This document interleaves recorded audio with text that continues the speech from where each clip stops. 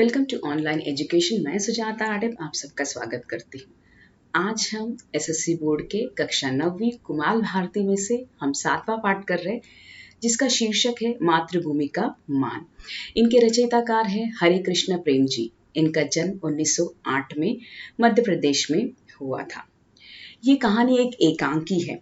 एकांकी का आकार छोटा होता है। इसका एक ही कथा होती है। इसके आदि के अंत तक संवादों की रोचक बनी रहती है।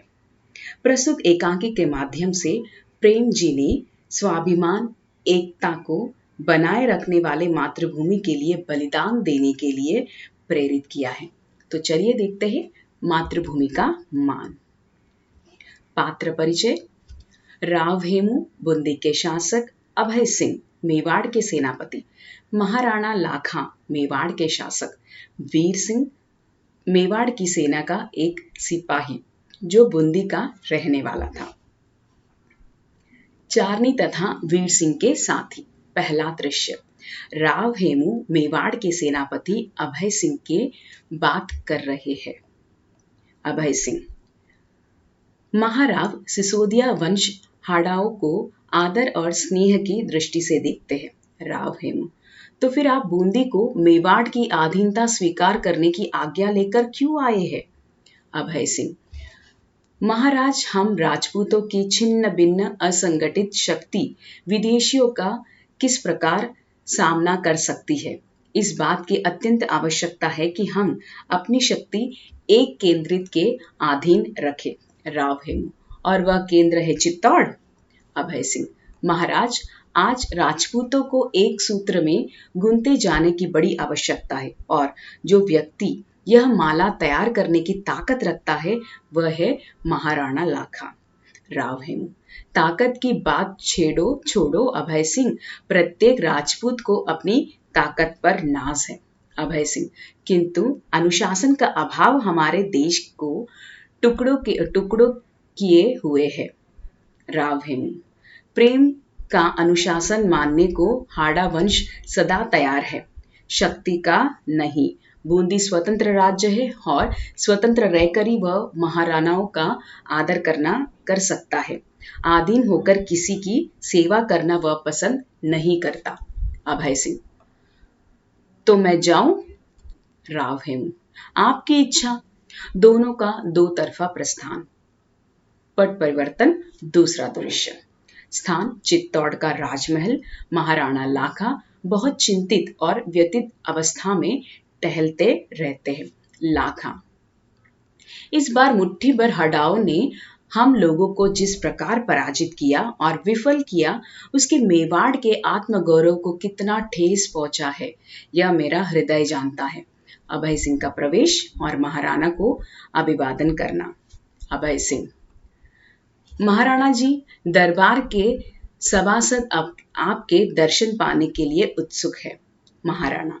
सेनापति अभय सिंह जी, आज मैं दरबार में नहीं जाऊंगा।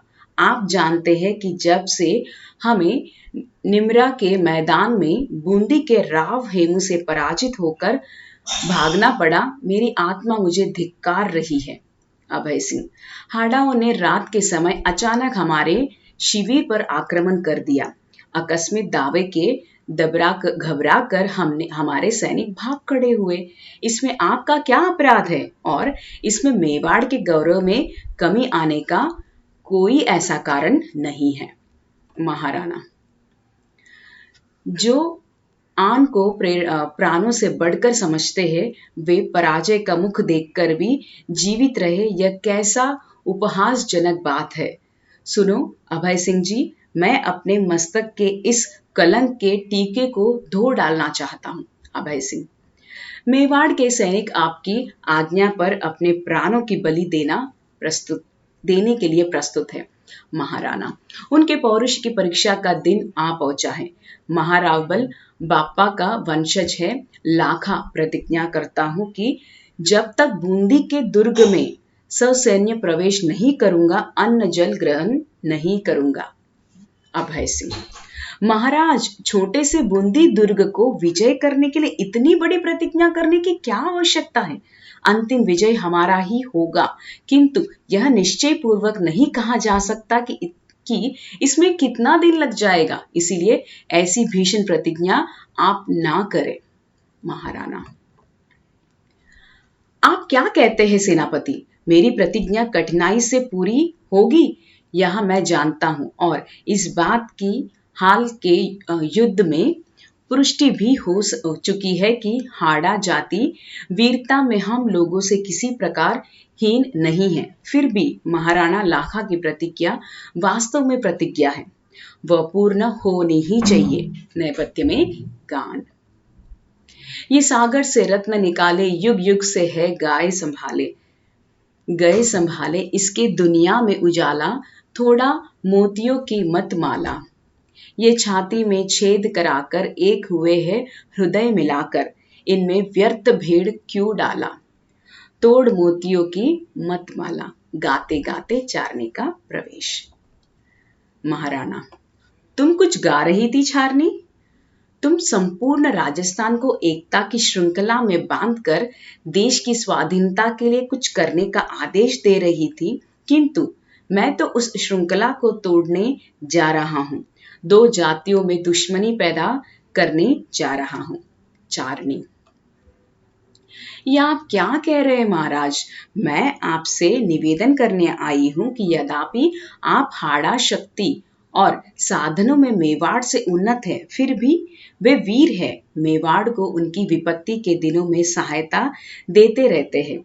यदि उनसे कोई दृश्यता बन पड़ी है तो महाराणा उसे भूल जाए और राजपूत शक्तियों में उन्हें स्नेह का संबंध बनाए रहने दे।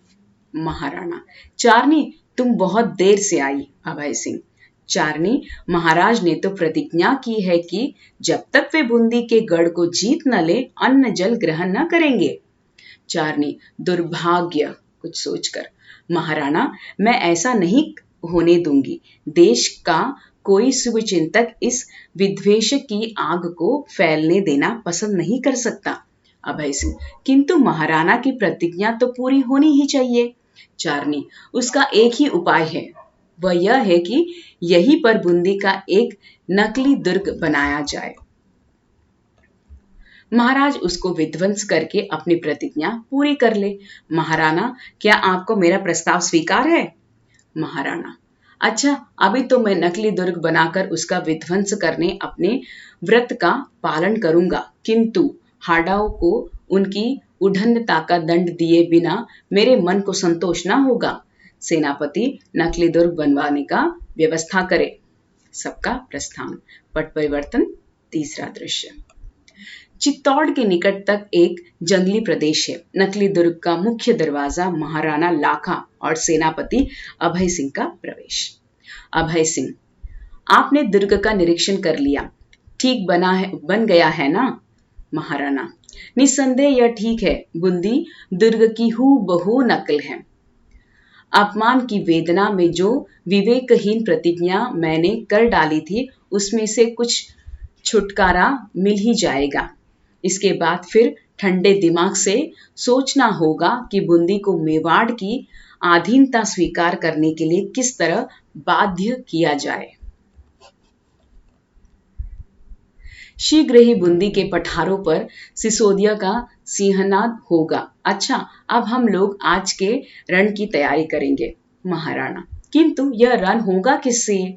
इस दुर्ग में तो कोई तो हमारा प्रतिरोध करने वाला चाहिए। अभय सिंह: मैंने सोच लिया है, दुर्ग के भीतर अपने ही कुछ सैनिक रख दिए जाएंगे जो बंदूकों से हम लोगों पर छूचे वार करेंगे। कुछ घंटे ऐसे ही खेल होगा और फिर यह मिट्टी का दुर्ग मिट्टी में मिला दिया जाएगा। अच्छा, अब हम चले। दोनों का प्रस्थान। वीर सिंह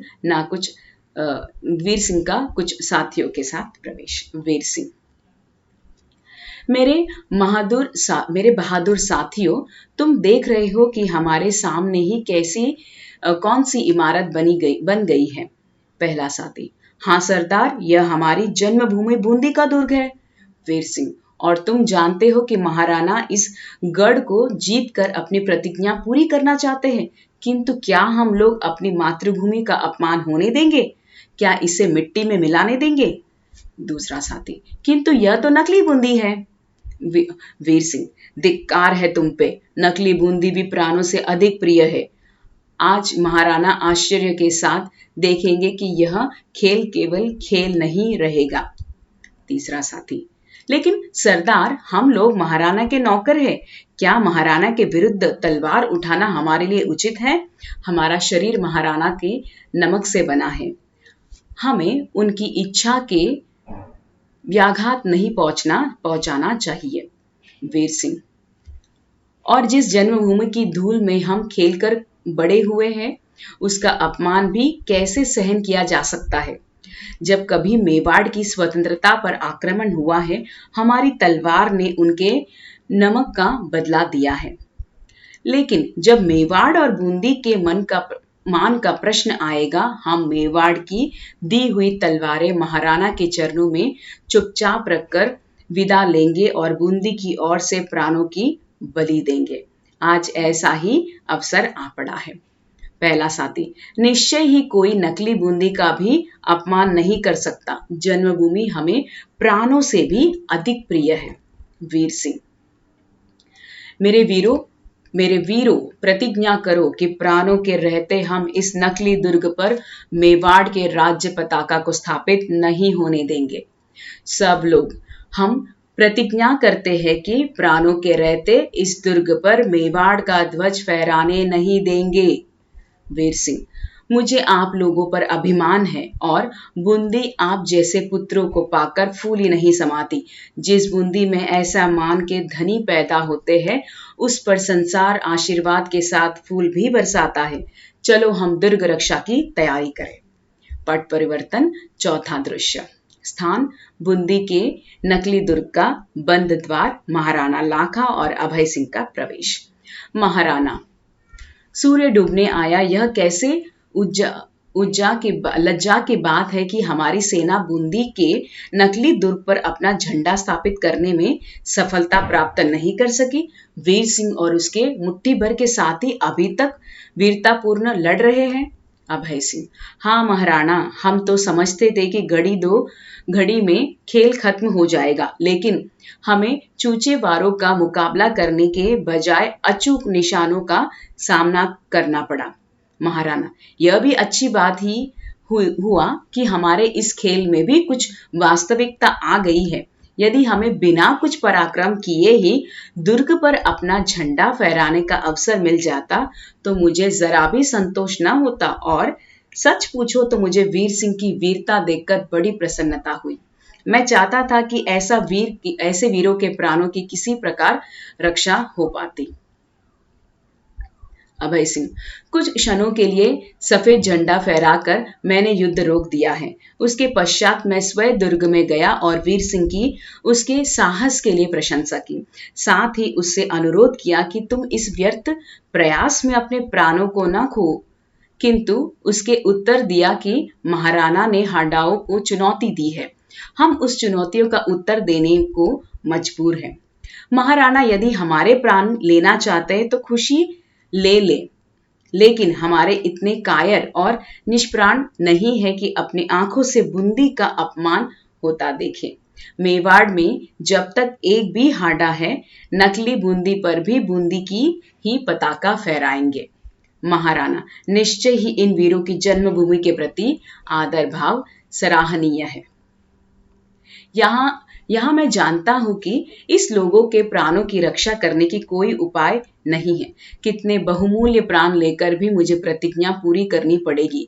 धन्य है ऐसे वीर, धन्य है वह मां जिसके ऐसे पुत्र को जन्म दिया, धन्य है वह भूमि जहां पर ऐसे सिंह पैदा होते हैं।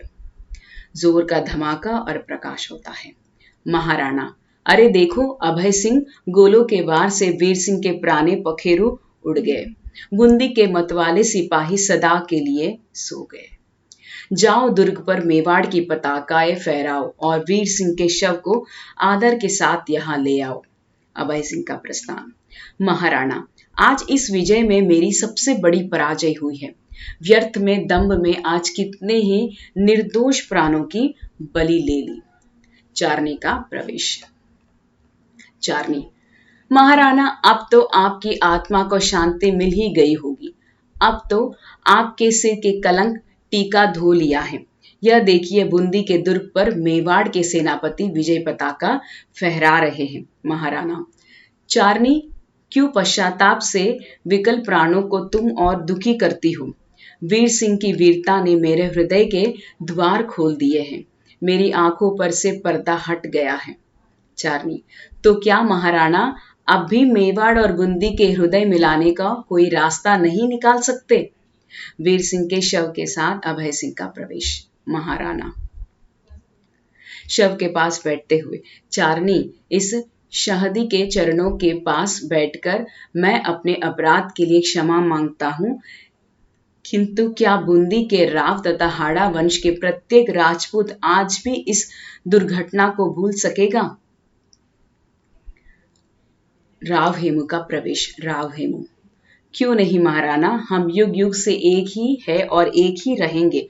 आपको यह जानने की आवश्यकता थी कि राजपूतों में न कोई राजा है न कोई महाराजा, सब देश, जाति और वंश की मान रक्षा के लिए प्राण देने वाले सैनिक हैं।